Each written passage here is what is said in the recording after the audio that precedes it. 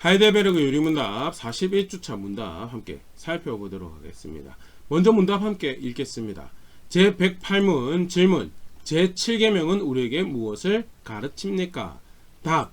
하나님께서 모든 정결하지 않은 것을 정죄하신다는 것을 가르칩니다.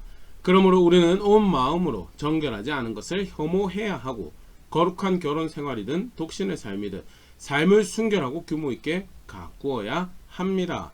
제109문 질문. 하나님은 이 계명에서 오직 간음 그리고 그와 같은 추악한 죄만 금하십니까? 답.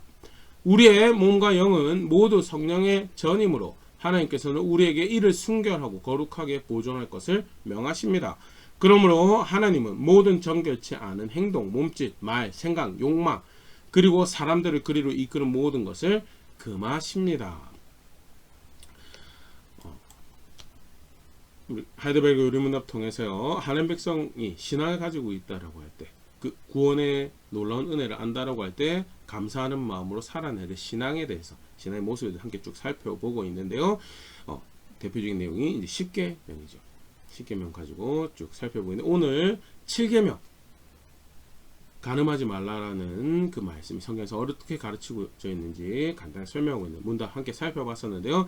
오늘 그 7계명 함께 생각해 보도록 하겠습니다. 출애굽기 20장 14절 말씀인데요. 다시 한번 보면요. 간음하지 말라.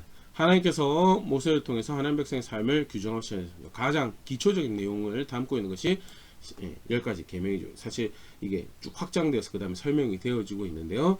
근데 그 한 7번째 내용이 뭐냐? 간음하지 말라라는 것. 간음하지 말라라는 말씀을 무엇을 규정하고 계시는가?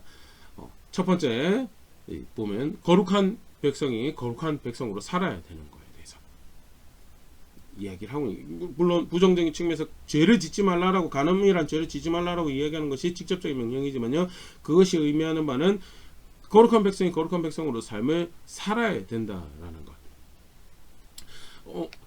그 구약 말씀 보면요, 레위기 20장 26절 말씀입니다. 너희는 나에게 거룩할지어다. 이는 나 여호와가 거룩하고 내가 또 너희를 나의 소유로 삼으려고 너희를 만민 중에서 구별하였습니다. 하나님 백성이라는 것은 하나님에서 구별되어진 백성이다라는 거고, 구별되어진 백성이라면, 하나님 백성이라면 그 하나님이 거룩하신 것처럼 거룩한 백성으로 살아야 되는 것이 마땅한 바인 거에 대해서 사실은 곳곳에서 살펴볼 수가 있고요. 레위기 20장 26절 대표적으로 또 이야기를 하고 있죠. 구약에서만 그런가? 신약에서도 마찬가지죠. 데살로니가전서 4장 3절에서 6절 말씀입니다. 하나님의 뜻은 이것이니 너희의 거룩함이라 곧 음란을 버리고, 하나님의 뜻은 거룩함이다 라고 이야기하면서 대표적인 거룩함의 반대되는 모습은 뭐냐? 그 음란이라는 것이죠. 음란을 버리고 4절 각각 거룩함과 존귀함으로 자기 아내 대할 줄을 알고 하나님을 모르는 이방인과 같이 세욕을 따르지 말고 이 일에 분수를 넘어서 형제를 해하지 말라. 우리가 너희에게 미리 말하고 증언한 것과 같이 이 모든 일에 주께서 신원하여 주심이라면서요. 음란을 버리고 정욕을 따르지 말고 거룩함과 존귀함으로 아내에 대하며 이 일에 형제를 행하는 그런 선택을 만들어서는 안 될 것이다 라고 이야기하면서 보면 다시 확연 큰 범죄에서는 거룩한 백성이 되어야 된다. 거룩한 백성으로 살아간다라고 할 때 대표적으로 그것을 해하는 모습의 음란인 거에 대해서 신학 좀 더 데살로니가전서 말씀을 분명히 우리가 볼 수 있었고요. 간음하지 말라라고 할 때 규정하시는 것은 거룩한 백성으로 살아야 된다. 순결한 백성으로 하나님이 거룩하신 것처럼, 하나님이 순결하신 것처럼 그렇게 하나님 백성이 살아야 된다. 특별히 이 결혼 관계는요, 성경에서 굉장히 흥미롭습니다. 혼인 관계는 어떤 점에서 흥미로운가? 하나님과 하나님 백성이 어떤 관계에 있는가에 대해서 주인과 종의 관계가 묘사가 되어 있죠. 또 아버지와 자녀의 관계가 묘사가 되어 있고, 그리고 또 대표적으로 하나님과 하나님 백성의 관계를 이해할 수 있는 모습을 하나님께서 비유로 사용하시는 것이 이 혼인 관계더라. 에베소서 5장 22절에서 25절입니다. 아내들이여 자기 남편에게 복종하기를 주께 하듯 하라. 이는 남편이 아내의 머리됨이 그리스도께서 교회의 머리됨과 같음이니 그가 바로 몸의 구주시니라. 그러나 교회가 그리스도에게 하듯 아내들도 범사에 자기 남편에게 복종할지니라. 25절 남편들아 아내 사랑하기를 그리스도께서 교회를 사랑하시고 그 교회를 위해 자신 주신 같이 하라. 에베소 교회에 편지를 보내며 그리스도를 존중하는 것처럼 관계 가운데 그렇게 살아내라는 것을 이야기하면서 쭉 이야기하면서 첫 번째로 이야기하는 것이 그럼 서로 존중하는 것이 뭐냐? 아내는 남편에게 복종하고 남편은 아내를 사랑하라라는 거. 그러면서 바울이 비유적으로 이야기하는 것이 마치 그 관계는 사실 반대죠. 그 관계는 하나님과 하나님 백성 관계, 특별히 예수 그리스도와 교회의 관계를 담아내고 있는 관계다. 그렇기 때문에 아까도 그런 표현이 등장했는데 거룩한 혼인 관계다, 그런 관계다라고 그렇게 표현하는데요. 사람과 사람이 살아가지고 아니요. 왜냐하면 하나님께서 이 혼인 관계에 이 혼인 관계로 무엇을 담아내는가? 하나님과 하나님 백성의 관계를 담아냈거든요.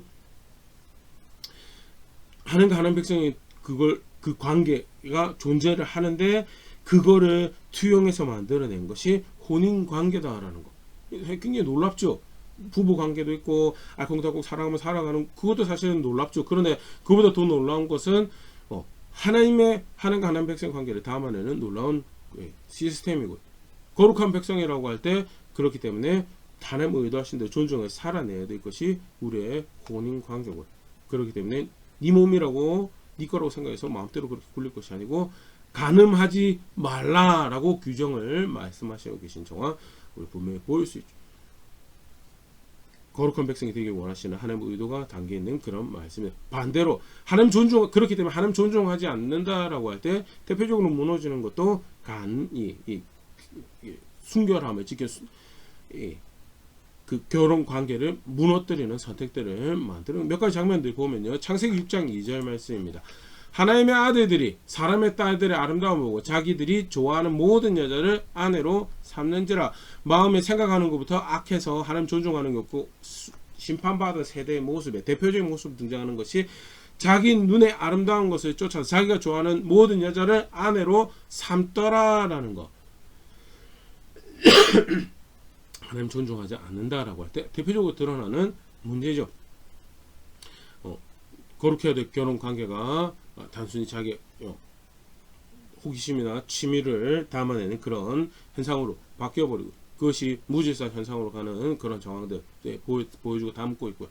출애굽기 34장 15절 16절 너는 산과 그 땅 주민과 언약을 세우지 말지니 이는 그들이 모든 신을 음란하게 섬기며 그들의 신에게 제물을 드리고 너를 청하면 네가 그 제물을 먹을까 함이며 또 내가 그들의 딸들을 너의 아들들의 아내로 삼음으로 그들의 딸들이 그 신들을 음란하게 섬기면 내 아들들에게 그 신들을 음란하게 섬기게 할까 함이니라.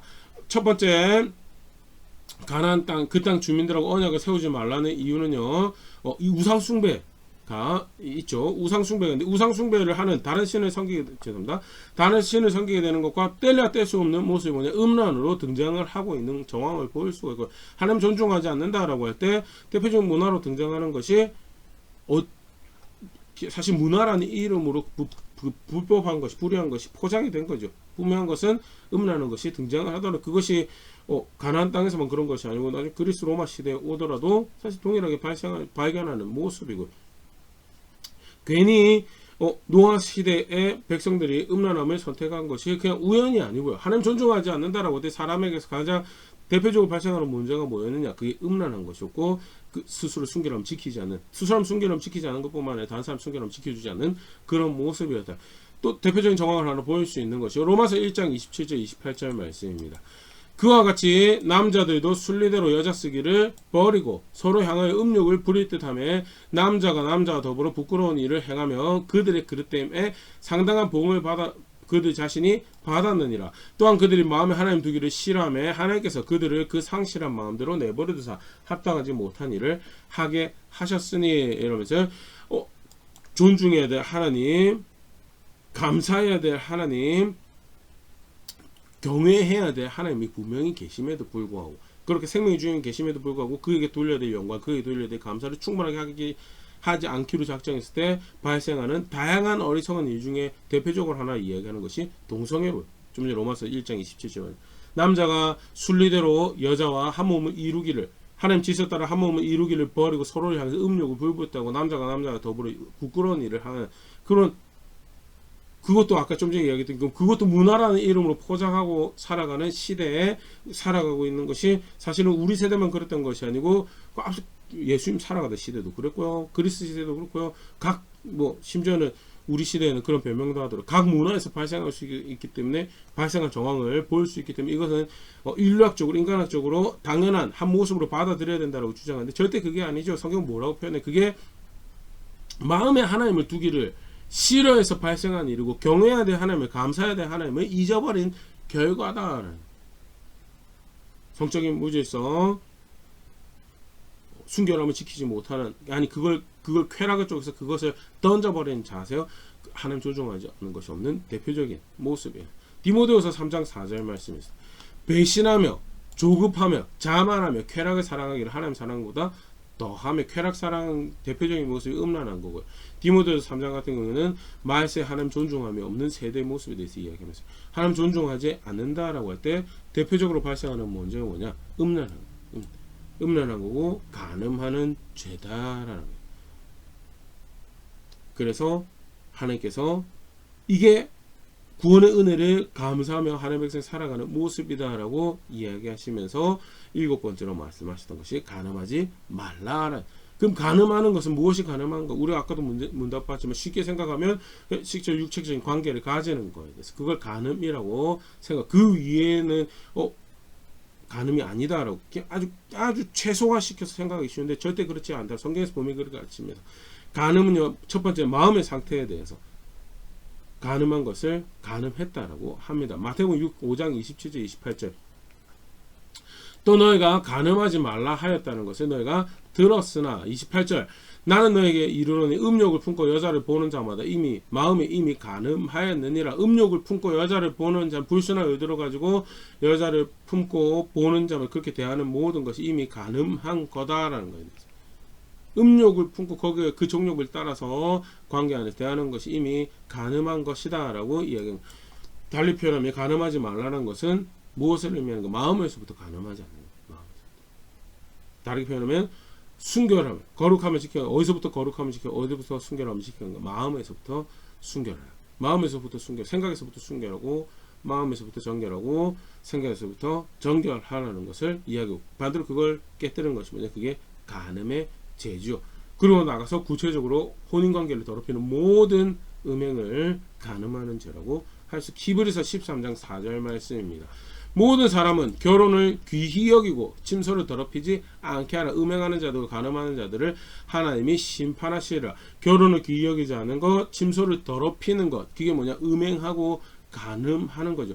결혼관계에 신실하지 않는 것, 그것도 아니 그냥 저는 다른 여자 보지 않았는데요. 다른 여자 지내지 않았는데요. 근데 결혼 관계를 귀히 여기지 않는 것, 한 몸, 이루어야 될 사람과 한 몸을 이루지 않는, 마음에서부터 생각해서 한 몸을 이루지 않는 모든 그 행동, 생각, 그런 문화, 그게 뭐예요? 그게 음행이고요. 그게 간음이고요.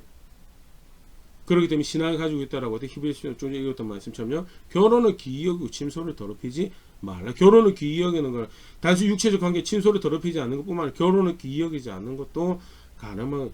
저는 아직 결혼을 안 했는데요. 언젠가 결혼을 할 거면 보이지 않는 반려자의 자리지만 그 자리를 지켜주는 것. 그렇게 해서 자신의 순결함을 지키고 상대의 순결함을 지키는 것이 뭐예요? 그게 간음하지 않는 거고요. 간음하지 말라로 규정하고 계시는 거룩하게 살아야 될 하나님 백성의 삶을 그 하나님의 의도를 뜻을 존중하는 자세다라는. 여기서 다시 한번 우리 짚고 넘어요. 그러면 성경에서 가르치는 하나님 기준 혼인관계가 뭐냐? 창세기 23장 24절. 우리 사실 너무 잘 알고 다 동의하는 바지만요. 다시 한번 보면요. 아담이 이르되 이는 내 뼈 중에 뼈 살 중에 살이라.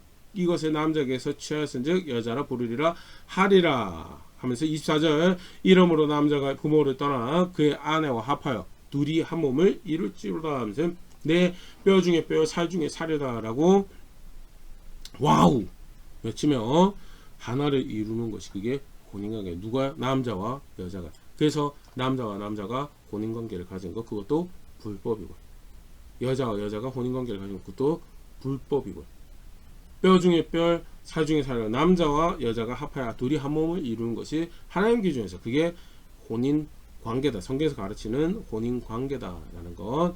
반대로 그것을 깨뜨리는 모든 것이 뭐예요? 음행이고 간음이다라는 게.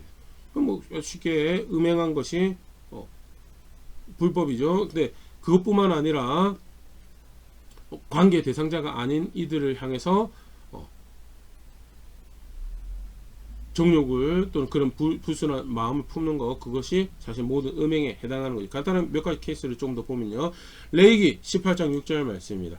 각 사람은 자기의 살부치를 가까이하여 그의 하체를 범하지 말라. 나는 여호와이니라면서 근친상간, 그것도 음행하는 거다.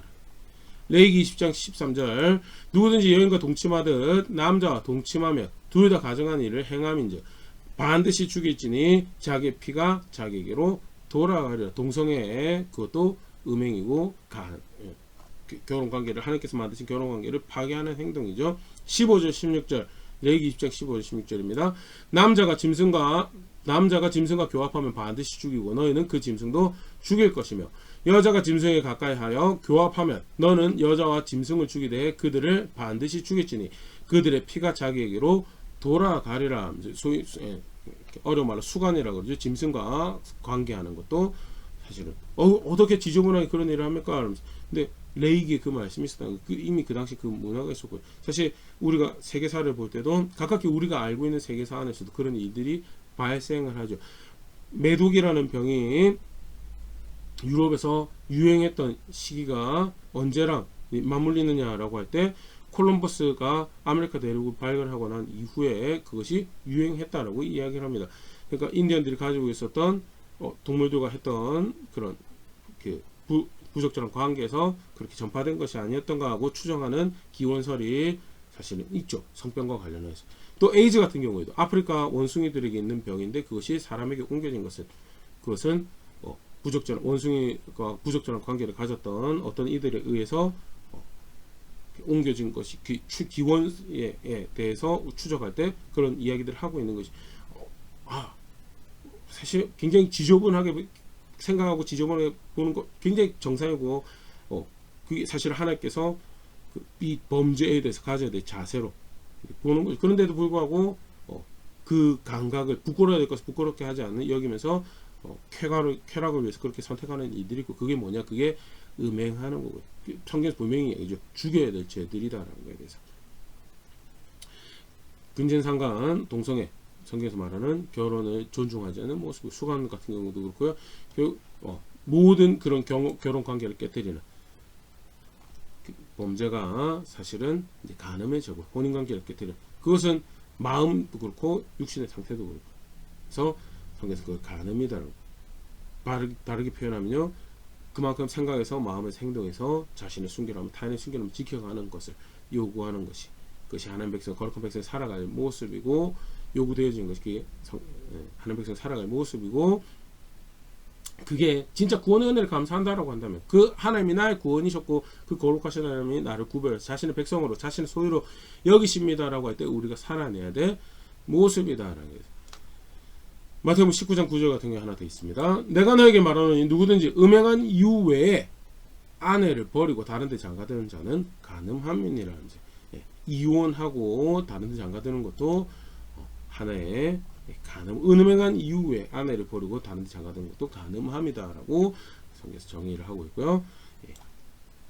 음행과 간음, 다르게 이 혼인 관계를 깨뜨리는 모든 것이 사실은 간음이고 음행인 거에 대해서 그래서 그렇게 규정하고 있다는 것. 그렇기 때문에 간음하지 말라라고 하는 것은 단순히 어떤 육체적 관계를 맺는 것 그 이상을 요구하시는 거고 아까도 얘기했던 것처럼 순결함을 지켜가라고. 순결함을 깨뜨리는 모든 것이 사실은 음행이다, 간음이다. 그것을 하는 백성 살아갈 모습이 아니다라고 규정하고 있는 것이 사실 7계명에서 규정하고 있는 하는 백성의 삶의 모습이고. 거룩한 백성이 거룩한 것을 살아내야 되는 그러니까 가장 큰 것은 그렇죠. 우리가 지난 시간 6계명 살펴보면서 그렇죠. 6계명이 살인하지 말라라고 하는 건데요.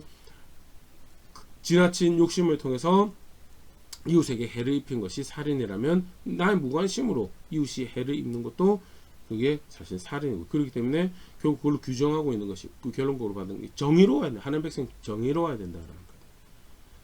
간음하지 말라는 것은 큰 이해 안에서는 거룩하라는 것을 볼 수 있는 그런 계명으로 이렇게 보일 수 있죠. 중요하게 우리가 꼭 기억해야 될 것은요. 하나님 나라는 그런 죄를 가지고 갈 수 있는, 그걸 기뻐하면서 하나님이 주인이다, 하나님이 왕입니다라고 할 수 없는 그런 나라다. 에베소서 5장 5절 7절 말씀입니다.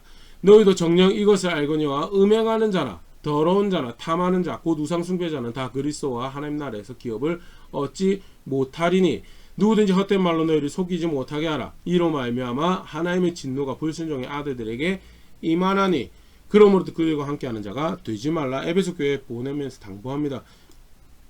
음행하는 것 절대 하나님 나라에 함께할 수 없는 모습이다. 탐하는 것 절대 하나님 나라 함께, 그 우상 숭배다라는, 헛된 말로 속이는 거 속지 말라고, 그들과 함께한 자가 되지 말라고. 하나님 거룩하신 분이시고 아들 보내셔서 그 백성 거룩하게 하셨고, 그렇기 때문에 그 아들 안에 있다는 자들은 거룩하게 하신 은혜 안에서 마땅히 살아야 될, 거룩하게 살아야 될 것들을 살아내고 그 위해 수고하고 애쓰며 아들을 보내신 하나님, 그 여호와 하나님 우리 구원이 되셨습니다라고 고백하는, 그게 신앙이다. 그게 그 주를 알고 그 하나님을 아는 모습이다. 그렇지 않은 것은 신앙이 아닌 거에 대해서 간단하게 타협하고 사소하게 기뻐하면서 쾌락을 쫓는, 그걸로 타협할 수 있는 여지가 있는 그런 모습들 절대 아닌 거에 대해서 꼭 기억할 수 있으면 좋을 것 같고, 마지막입니다. 야고보서 1장 27절 말씀. 하나님 아버지 앞에서 정결하고 더러움이 없는 경건은 곧 고아와 과부를 그 환난 중에서 돌아보고 또 자기를 지켜 세속에 물들지 않냐는 그것이니라. 다양한 음란한 것들이 문화로 받아들여지고 있는, 다양한 그 결혼 관계에 흠집을 넣는 것들이 문화로 받아들여지는 그런 시대에 우리가 살아가고 있습니다. 근데 무엇이 진짜 경건이고 하나님 앞에서 그를 존중하는 신앙이다라고 할 때, 고아와 과부를 환난 중에 돌보는 긍휼히 사는 긍휼 은혜를 베풀어야 됐으면 은혜를 베푸는 것이 중요한 한 모습이라면, 동시에 그렇게 선을 행하는 것과 박수를 쳐 소리는 다른 한쪽에 뭐가 있어야 되는가? 세속에 물들지 않냐는, 세속. 좀 읽었던 말씀 그렇게 세속에 물들지 않아.